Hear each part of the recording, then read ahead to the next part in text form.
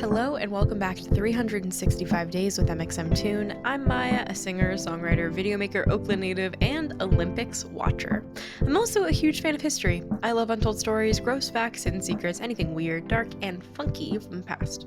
Each day I'm going to share one of my favorite deep cuts with you, so let's take a look at today's stories.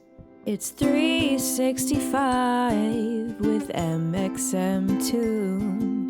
New facts every day, so don't leave too soon. I'm gonna teach you stuff, no it won't be tough. Gonna go a year till you've had enough. It's 365 mxmtoon. Today in 2012, Michael Phelps became the most decorated Olympic athlete of all time, earning his 19th medal in team relay. But then he competed at the Olympics again in 2016, earning 6 more medals, 1 silver and 5 gold. He just had to keep piling on those medals, earning 28 total. The athlete with the second most Olympic medals is Larissa Latinia, a gymnast from the Soviet Union with 18 total. She competed between 1956 and 1964. Phelps is often considered one of the greatest athletes of all time, and his performance reminds us of why the Olympics can be so fun to watch. As this episode comes out, the Summer Olympics will be taking place in Tokyo, delayed for a year due to the coronavirus. And to give you a peek behind the curtain, we recorded this episode before the Olympics started, so if anything super weird is happening, we don't know yet. So hello from the past, but we're looking forward to seeing another record-breaking greatest of all time athlete perform, and that is Miss Simone Biles. Biles might not be close to Phelps' medal record, but she has 5 medals from the 2016 Olympics, 4 gold and 1 bronze. Not to discredit Phelps' swimming, but it's easier to earn more medals in swimming when there's 18 different events. In gymnastics, there's just the team all-around, individual all-around, and individual events on bars, beam, floor, and vault. Biles is such an exceptional athlete that she has multiple skills named after her, since she was the first person to ever do them. She even wears a bedazzled goat on some of her leotards, representing the fact that she's the GOAT, greatest of all time. But the 2021 Olympics are a little bit different. I mean, for one thing, it's taking place in 2021, but the Olympics are still branded as Tokyo 2020, as if we needed 2020 to hang on for any longer. Still, due to concerns about the virus, only athletes, officials, and some members of the media will be allowed to travel from outside of Japan. That means that the families of the Olympians won't be able to travel to see them. The Olympic Organizing Committee hasn't been without conflict either. 2 significant officials resigned after making sexist remarks, and Japanese civilians are worried about people bringing an influx of COVID from outside countries, which is a pretty valid concern. Between 70 and 80% of people in Japan think that the Games shouldn't take place this summer. Even as vaccinations become more accessible, we still need to be taking world health extremely seriously. Still, in its pared-down form, not all of the magic of the Olympics is lost.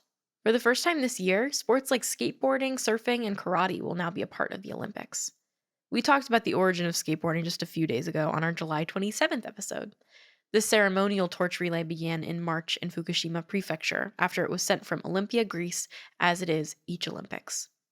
Then, high-profile celebrities and athletes in Japan carry the torch in a relay across the country until it reaches Tokyo to kick off the Olympic Games. The relay actually started and stopped in 2020. The relay took off on March 12th, 2020, and we all know what happened then. Hopefully, if the Olympics must go on, everyone can stay as safe as they can. Now, let's talk about music. On this day in 2019, the Woodstock 50 Festival was officially canceled due to legal and logistical issues. The festival was set to take place between August 16th and 18th in Watkins Glen, New York, with superstars like Miley Cyrus and Jay-Z, veterans like Santana, John Fogerty, and Robert Plant, and rising stars like Cherry Glazer and Princess Nokia. But the organizers had financial and legal disputes with the partner, which caused the whole thing to come crashing down, and they lost their venue. They tried hosting a one-day event at Merriweather Post Pavilion in Baltimore, a venue notable enough to have an animal collective named after it, but that didn't work either.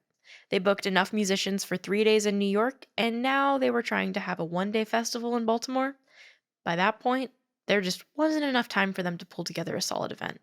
Hey, if a festival is going to go down in flames, at least it wasn't like Firefest.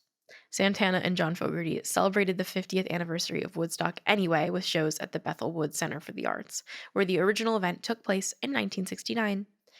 Hey, maybe we'll have better luck in the year 2069 for Woodstock 100.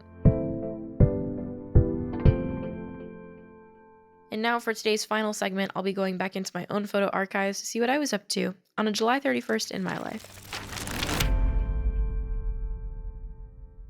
On July 31st, 2020, I was sent a jersey for my very first esport team that I actually paid attention to.